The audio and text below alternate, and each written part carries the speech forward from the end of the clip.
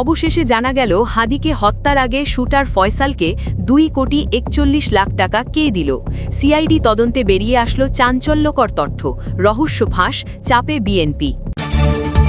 এরপর থাকছে যে কারণে এখন পর্যন্ত নিজেকে আড়ালে রেখেছেন ওসমান হাদির স্ত্রী, অনুসন্ধানে বের হয়ে আসলো চাঞ্চল্যকর তথ্য।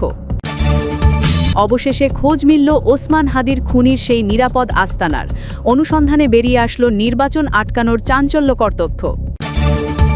এবার বিএনপিকে চাঁদাবাজের দল বললেন রুমিন ফারহানা, তারেক রহমানের ডাইরেক্ট অ্যাকশন। এতক্ষণ শুনছিলেন সংবাদ শিরোনাম, এখন থাকছে বিস্তারিত। বাংলাদেশের গণমাধ্যম জগতে এমন ঘটনা বিরল, খুবই কম ঘটে যেখানে সাংবাদিকদের ক্যামেরা অসহায় হয়ে পড়ে, যেখানে শত চেষ্টা করেও একটা মুহূর্ত ধারণ করা যায় না। গত কয়েকদিন ধরে সারা দেশে যে খবরটি আলোড়ন তুলেছে সেটি হলো শরীফ ওসমান হাদির মৃত্যু। কিন্তু এই মৃত্যুর সংবাদের পাশাপাশি আরেকটা বিষয় মানুষের মনে গভীর কৌতূহল জাগিয়ে তুলেছে, সেটি হলো তার স্ত্রীর পরিচয়। কে এই রহস্যময়ী নারী যাকে আজ পর্যন্ত কেউ দেখতে পায়নি? কেন তিনি এত আড়ালে থাকেন? স্বামীর মৃত্যুর পরেও কেন তিনি জনসম্মুখে আসেননি? এই প্রশ্নগুলোর উত্তর খুঁজতে গিয়ে যা বেরিয়ে এসেছে সেটা সত্যি অবিশ্বাস্য। গত কয়েকদিন ধরে দেশের বিভিন্ন প্রান্তে মানুষ শরীফ ওসমান হাদির মৃত্যু সংবাদে নানা প্রতিক্রিয়া দেখিয়েছেন। কেউ শোকে মুহ্যমান, কেউ বা স্বস্তির নিঃশ্বাস ফেলেছেন। কিন্তু সবার মনেই একটা প্রশ্ন ঘুরপাক খাচ্ছে, এত বড় একজন ব্যক্তিত্বের স্ত্রী কোথায়? তাকে কেন কোথাও দেখা যাচ্ছে না? সাধারণত এ ধরনের পরিস্থিতিতে পরিবারের সদস্যরা সামনে আসেন, মিডিয়ার মুখোমুখি হন। কিন্তু এখানে দৃশ্যপট সম্পূর্ণ ভিন্ন, যেন এক অদৃশ্য মানুষের কথাই বলা হচ্ছে, যেন তার কোনো অস্তিত্বই নেই।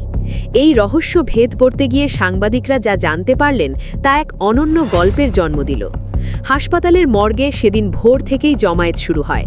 সাংবাদিক, ক্যামেরাম্যান, সাধারণ মানুষ সবাই অপেক্ষায় কখন আসবেন পরিবারের সদস্যরা, কখন দেখা যাবে সে রহস্যময়ী স্ত্রীকে যাকে এতদিন কেউ দেখেনি।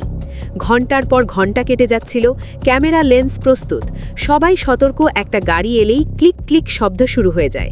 কিন্তু সেই মুহূর্তটি কখনো আসে না যখন সেই মুখ দেখা যাবে। সকাল 9টার দিকে হঠাৎ একটা গাড়ি এসে থামল হাসপাতালের গেটে। সঙ্গে সঙ্গে পরিবেশ বদলে গেল হাসপাতালের। স্টাফরা যেন আগে থেকেই প্রস্তুত ছিলেন, তারা দ্রুত এগিয়ে গেলেন। সাথে ছিল বিশাল আকারের 2টা চলমান পর্দা। এই পর্দা দেখে সবাই বুঝল যে এবার কিছু একটা ঘটতে যাচ্ছে। গাড়ির দরজা খোলার আগেই সেই পর্দা দিয়ে গাড়িটিকে সম্পূর্ণভাবে ঘিরে ফেলা হলো। ভেতরে কে আছেন তা দেখার কোনো উপায় রইল না। সাংবাদিকদের কাছে যাওয়ার চেষ্টা করলেন, কিন্তু নিরাপত্তা কর্মীরা কঠোরভাবে সবাইকে দূরে সরিয়ে রাখলেন। কেউ কেউ উঁচু জায়গায় উঠে দেখার চেষ্টা করলেন, কিন্তু সেই পর্দার উচ্চতা এতটাই বেশি ছিল যে কোনোভাবেই ভেতরে দৃষ্টি ফেলা সম্ভব হলো না। এক সাংবাদিক জানালেন যে তিনি 15 বছর ধরে এই পেশায় আছেন, কিন্তু এমন দৃশ্য কখনোই দেখেননি।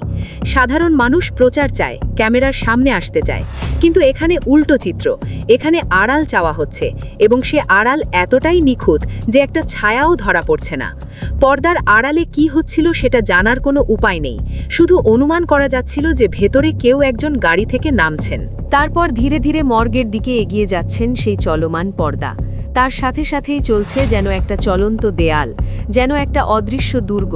কেউ ভেতরে ঢুকতে পারছে না, কেউ বাহির থেকে দেখতেও পারছে না। হাসপাতালের ভেতরে জানা ছিলেন, তাদের কাছ থেকে পরে কিছু তথ্য জানা যায়।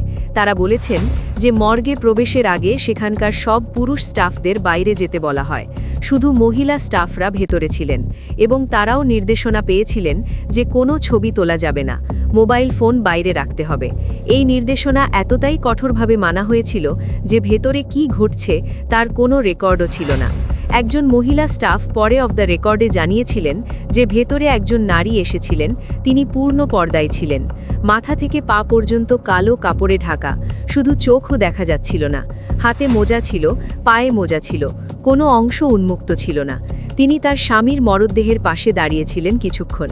কি বলেছিলেন বা কেঁদেছিলেন কিনা সেটাও জানা যায়নি, কারণ কেউ কাছে যাওয়ার সাহস পায়নি। শুধু দূর থেকে দেখেছেন যে তিনি স্থির হয়ে দাঁড়িয়েছিলেন বেশ কিছুক্ষণ। মর্গ থেকে বের হওয়ার সময় একই দৃশ্য, সেই বিশাল পর্দা আবারও সক্রিয় হলো। গাড়ি পর্যন্ত পৌঁছে দেওয়া হলো তাকে, কেউ একটা ছায়াও দেখতে পেল না। গাড়ি চলে গেল, সাংবাদিকরা হতবাক হয়ে দাঁড়িয়ে রইলেন। এত প্রস্তুতি নিয়ে এসেছিলেন, কিন্তু একটা ফ্রেমও পেলেন না। এই ঘটনার পর সবার সামনে একটাই প্রশ্ন জমা হতে থাকল, কে এই নারী? কেন এতটা কঠোরভাবে পর্দা মানেন তিনি? স্বামীর মৃত্যুর মতো কঠিন সময় কেন একটু শিথিলতা দেখালেন না? এই প্রশ্নের উত্তর খুঁজতে গিয়ে অনেক তথ্য বেরিয়ে আসে। জানা যায় যে শরীফ ওসমান হাদি 2020 সালে বিয়ে করেছিলেন। তার স্ত্রীর নাম রাবেয়া শম্পা। তিনি অবসরপ্রাপ্ত পুলিশ সুবেদার সুলতান আহমেদের কন্যা। বিয়ের পর থেকেই তিনি সম্পূর্ণ আড়ালে ছিলেন। ওসমান হাদির মতো এত পরিচিত মানুষের স্ত্রী হয়েও তাকে কেউ কখনো দেখেনি। কোনো অনুষ্ঠানে তাকে দেখা যায়নি। কোনো সামাজিক মাধ্যমে তার কোনো ছবি নেই। পরিবারের বাইরে কেউই তার মুখ চেনে না। 2024 সালের 21শে ফেব্রুয়ারি তাদের ঘরে একটি পুত্র সন্তান জন্ম নেয়। সে সময়ও তিনি সম্পূর্ণ আড়ালে ছিলেন। হাসপাতালে যাওয়া আসার সময় একই ধরনের ব্যবস্থা নেওয়া হয়েছিল। কেউ তাকে দেখতে পারেনি। শুধু জানা গেছে যে একটি ছেলে হয়েছে। মা ও শিশু উভয় সুস্থ আছেন। যারাই পরিবারের কাছের মানুষ তারা জানিয়েছেন যে রাবেয়া শম্পা অত্যন্ত ধার্মিক একজন নারী। ইসলামের পর্দার বিধান তিনি অক্ষরে অক্ষরে মেনে চলেন। তার মতে পর্দা শুধু কাপড়ের বিষয় নয়, এটা একটা জীবন দর্শন, একটা বিশ্বাসের প্রতিফলন। এই বিশ্বাস থেকে তিনি কোনো অবস্থাতেই সরে আসতে একদমই রাজি না। স্বামীর জীবদ্দশায় যখন তিনি বিভিন্ন অনুষ্ঠানে যোগ দিতেন তখনও স্ত্রীকে সাথে নিতেন না। অনেকে এটা নিয়ে কৌতূহলী হতেন, জিজ্ঞেস করতেন কেন আসছেন না। উত্তর পেতেন যে তিনি পর্দানশীল, তিনি বাইরে বের হন না। এর উত্তরে কেউ সন্তুষ্ট হতেন, কেউ বিস্মিত হতেন, কিন্তু কেউই তাকে কখনোই দেখার সুযোগ পাননি।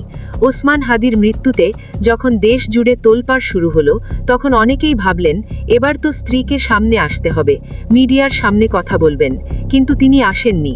সাবেক প্রধানমন্ত্রী শেখ হাসিনাকে ফেরত প্রসঙ্গে ভারত সরকার যুক্তরাষ্ট্রের ইঙ্গিতের অপেক্ষায় রয়েছে বলে মন্তব্য করেছেন সিপিআইএমের পশ্চিমবঙ্গ রাজ্য সম্পাদক মোহাম্মদ সেলিম। সেলিম বলেছেন শেখ হাসিনা যাবেন কিংবা থাকবেন সেটা মোদি সরকার সিদ্ধান্ত নেবে। এ ব্যাপারে তারা এখনও কেন চুপ রয়েছে? আগে মোদি বাংলাদেশ নিয়ে কথা বলতেন, কিন্তু এখন বলছেন না, কেননা যুক্তরাষ্ট্র নিষেধ করেছে।